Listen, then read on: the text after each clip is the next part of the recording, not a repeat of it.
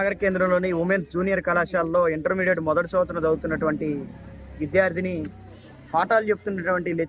Lecturer ఎవరైతే ఉన్నాడో చెడు మార్గంలో విద్యార్థులు నడిస్తే విద్యాబుద్ధులు నేర్పి వాళ్ళని సరైన మార్గంలో నడపాల్సినటువంటి లెక్చరరే ఇవాళ విద్యార్థులకు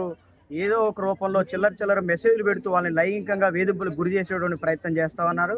ఈరోజు కంప్లైంట్ వచ్చి 4 రోజులు గడుస్తూ ఉన్నా కానీ ఇవాళ డిఐఈఓ కానివ్వండి, పోలీసులు కానివ్వండి, ఎవరు కూడా ఆ లెక్చరర్ ఎవరైతే ఉన్నారో ఆయన పైన ఎటువంటి చర్యలు కూడా తీసుకునేటువంటి పరిస్థితి ఉంది. కాబట్టి ఇలాంటి ఘటనలు పునరావృతం కాకుండా ఉండాలని అంటే ఆ లెక్చరర్ ఎవరైతే ఉన్నారో అతని పైన పోక్సో కేసును పెట్టాలి, అతనిపైన చట్టపరమైనటువంటి చర్యలు తీసుకొని ఆయన తక్షణమే అరెస్ట్ చేయాలని చెప్పేసి మేము ఎస్ఎఫ్ఐగా వామపక్ష విద్యార్థి సంఘాలుగా డిమాండ్ చేస్తా ఉన్నాం.